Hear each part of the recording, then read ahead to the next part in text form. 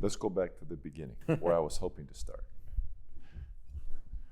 Who is Jonathan Pageau? Who's Jonathan Pageau? Well, who is he? So I'm French Canadian, which is something of an anomaly in America. You know, my first language is French. My life is in French. At home with my wife and my kids, I speak French. My parish is also Francophone. People don't often know that because they don't hear me speaking in French, but my life is in French. Are you thinking in French before you speak in English? No, in English? I learned English when I was very young. My father was a Catholic, and my mother. They are Catholics that converted to Protestantism, that became Baptist in their 20s, out of a great, authentic move towards Christ. I really believe in the authenticity of their move. They lived in a church that was very stifled, and the Catholic Church in Quebec was almost like a political institution. And so I have a great sympathy for their love of the Bible and their movement in that direction. But because of that, my father studied to become a Baptist minister in the United States. So he studied at Denver Seminary when I was very young, and then at Wheaton College when I was a teenager. So that's where my English comes from. Uh-huh. Yeah. You identify yourself primarily by your nationality. You're French Canadian. Obviously, that means a lot to you. French Canadians, they're because they're a bit of an anomaly, and because we have this little French bastion in Canada, and I think for me it's very meaningful. There's a whole nationalistic movement in Quebec that's there. Uh-huh. So yeah. Now that you're a public figure, I think most people know you as an artist and as a public intellectual who is constantly helping people think about the meaning of the world and of God's creation. Did you think you were going to be that? No, not at all. Well, artist, yes. I did. From a very young age, I thought I would become an artist, and that was towards what I was gearing myself up for. I studied painting in college, but in my 20s, I had I guess we could call a spiritual crisis or existential crisis. Part of that was related to my understanding of Scripture, to my vision of the church, but it also was related to art. And so all of that kind of happened together, and it's that crisis which led me towards Orthodoxy, but it's also that crisis which led me to understand the world in the ways that I talk about it, right? This vision of typology in Scripture and this powerful image of how Christ appears in the Old Testament, and that in some ways this is an image of reality, right? That these images, these stories in Genesis leading up to Christ are actually a map of the world. And discovering that for me was a great joy, because it freed me from my materialism, freed me from the ways that I perceived my faith and the way that I perceived my place in the world. But I didn't think that I would be doing this publicly. How did you make a connection towards to Holy Orthodoxy and move from being a Baptist to an Orthodox? Well, as part of that, my brother and I both had a kind of this spiritual crisis at the same time. We started reading different things. My brother actually started reading rabbinical texts, and I was at first reading kind of more. Everybody was reading all the Gospels that aren't Gospels and trying to understand what was going on. Reading the different mystics, and ultimately, and even reading things from other religions, like reading Sufi texts or Hindu texts and Buddhist texts. And at some point, I came to this weird realization where I thought, what is this transformational image that we see, like in a Sufi text, where this idea that the person is transformed, right? And I thought, that's pretty powerful. But I know I'm not I know I'm a Christian. Why don't we have that? Why don't we have this image of this transformation of the person into something more? Not just this idea that it's like, oh, I'm a sinner, and then I get saved, and then I go to heaven. To me, that started to make no sense anymore. And then it's when I discovered the Church Fathers, really, especially certain Church Fathers. You discovered the Church Fathers? Well, it was like a sinuous road. I was reading very strange authors, like even occult authors, And then it just While kind of, going to Baptist church. yeah. Well, I mean, you're 20, you're like, sure. okay, I need to figure this out, right? Sure. I need to find out what's going on. And so you're reading these different authors, and at some point there's a little thread, but I knew I was a Christian. It's not like I renounced my Christianity. I was just trying to understand. And then there's a little thread that appears, and you're like, oh, what's this thread? You pull on it, and then you realize, oh, there's such a thing as Christian mystic. Oh, I didn't know that.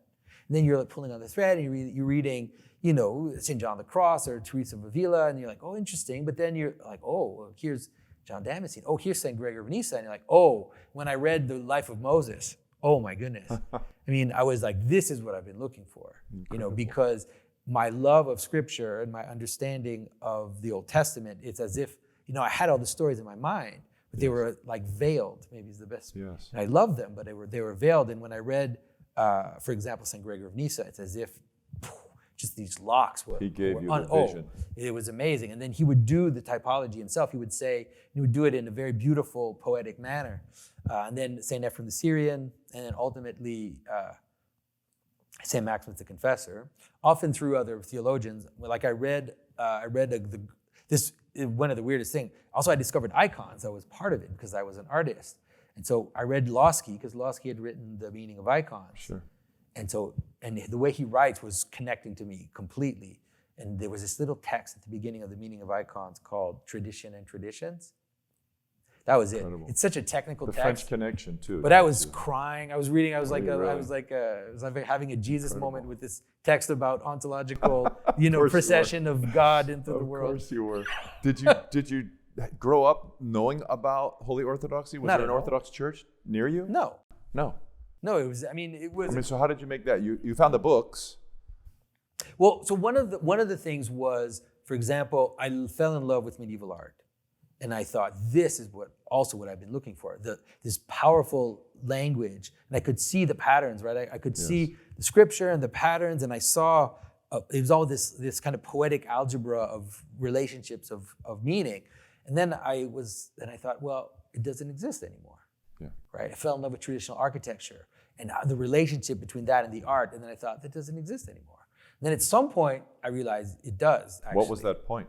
Well, it was really reading The Meaning of Icons through. I forget the name of one of the people that wrote the introduction to The Meaning of Icons is actually a art historian, and that I was kind of following a thread, and then he led me to that. When I read The Meaning of Icons, I thought, oh, it's all there.